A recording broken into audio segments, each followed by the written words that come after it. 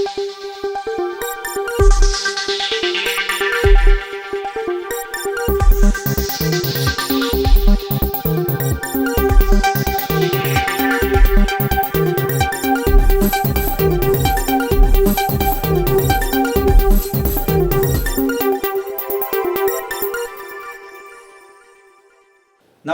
AR news కి స్వాగతం. నేను రమేష్. ఈనాటి వార్తల వివరాలు ఇలా ఉన్నాయి. రోడ్డు నిర్మాణ పనుల్లో నాణ్యత ప్రమాణాలు పాటించాలని శ్రీకాకుళం ఎమ్మెల్యే గొండి శంకర్ అన్నారు. ఈ సందర్భంగా ఆయన కాంట్రాక్టర్లకు సూచించారు. శ్రీకాకుళం నుండి ఆంధ్రవలసకు నిర్మాణం అవుతున్న రోడ్డు పనులను రాగుల వద్ద గురువారం ఆయన పరిశీలించారు. ఈ సందర్భంగా గొండి శంకర్ మాట్లాడుతూ, ఎన్నికల్లో ఇచ్చిన హామీ మేరకు కూటమి ప్రభుత్వం ఏర్పడిన కొద్ది నెలల్లోనే నిర్మాణ పనులు చేపడుతుండడం ఆనందంగా ఉందన్నారు.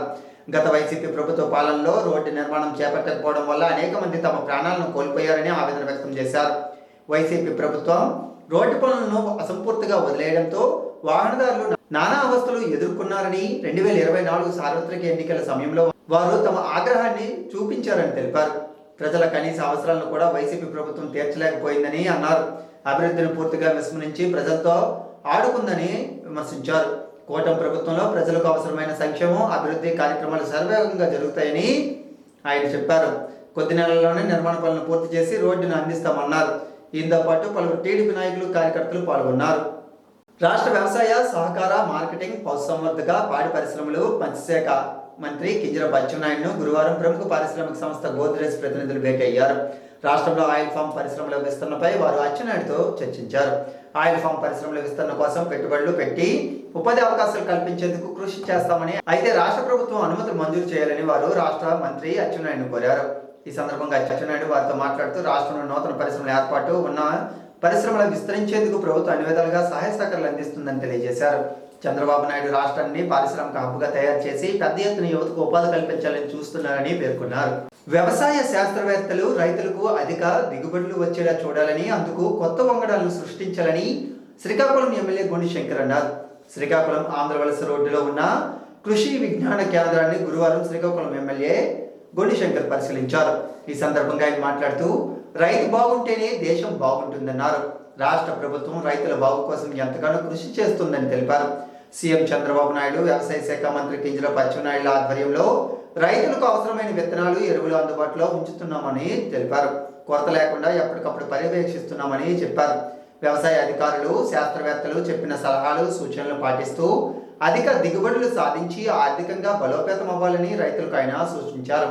కొత్త తోటల పెంపకానికి ప్రభుత్వం సబ్సిడీ కూడా అందిస్తుందని వివరించారు. రైతులు తమకు కావాల్సిన మొక్కల కోసం సంబంధిత ఉద్యానవన శాఖ అధికారులను సంప్రదించాలని సూచించారు. ఈ పంటలు వేసి రైతన్నులు ఆర్థికంగా నిలదొక్కుకోవాలని కోరారు. రైతు సంక్షేమమే కూటమి ప్రభుత్వ లక్ష్యమని గొండి శంకర్ పేర్కొన్నారు. మాజీ స్పీకర్ తమ్మినేని సీతారాం విద్యార్హతలకు సంబంధించిన సర్టిఫికెట్ల వ్యవహారంపై సిఐడి విచారణ జరిపించి నిజాలను నిగ్గుతేర్చాలని రాష్ట్ర ప్రభుత్వ ప్రధాన కార్యదర్శి నీరబ్ కుమార్ ప్రసాద్ను ఆంధ్రప్రదేశ్ ఎమ్మెల్యే కోన రవికుమార్ కోరారు. ఈ మేరకు అమరావతిలోని సచివాలయంలో ప్రభుత్వ ప్రధాన కార్యదర్శి నీరబ్ కుమార్ ప్రసాద్ను కోన రవికుమార్ శ్రీకాకుళం జిల్లా తూర్పు కాపు సాధికార కమిటీ కన్వీనర్ పల్లి సురేష్తో కలుసుకుని ఫిర్యాదు చేశారు.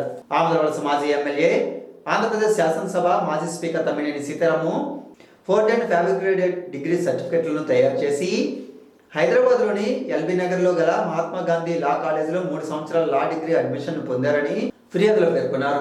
తమ్మినేని సీతారాంపై చర్యలు తీసుకోవాలని 2022లో అప్పటి ముఖ్యమంత్రి వైఎస్ జగన్మోహన్ రెడ్డికి, రాష్ట్ర హైకోర్టు ప్రధాన న్యాయమూర్తికి, సుప్రీంకోర్టు ప్రధాన న్యాయమూర్తికి, రాష్ట్రపతికి ఫిర్యాదు చేయడం జరిగిందని తెలియజేశారు.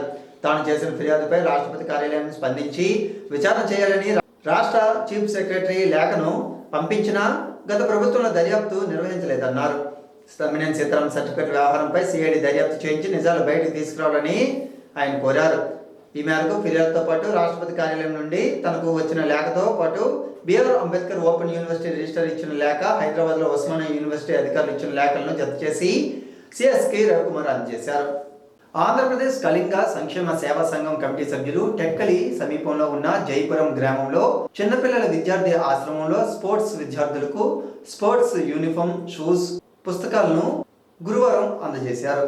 సంఘం స్టేట్ సెక్రటరీ బెండి తారకేశ్వరరావు, రాష్ట్ర ఉపాధ్యక్షులు సంపత్రావు సత్యనారాయణ, రాష్ట్ర జాయింట్ సెక్రటరీ పైడి రాము, రాష్ట్ర సెక్రటరీ దువ్వాడ లక్ష్మీనారాయణ, శ్రీకాకుళం జిల్లా youth vice president Keli Nagendra, Srikakulam జిల్లా యూత్ సెక్రటరీ బెండి నారాయణరావు తదితరులు రాష్ట్ర అధ్యక్షులు సేపన వెంకటరమణతో కలిసి ఈ సేవా కార్యక్రమంలో పాల్గొన్నారు.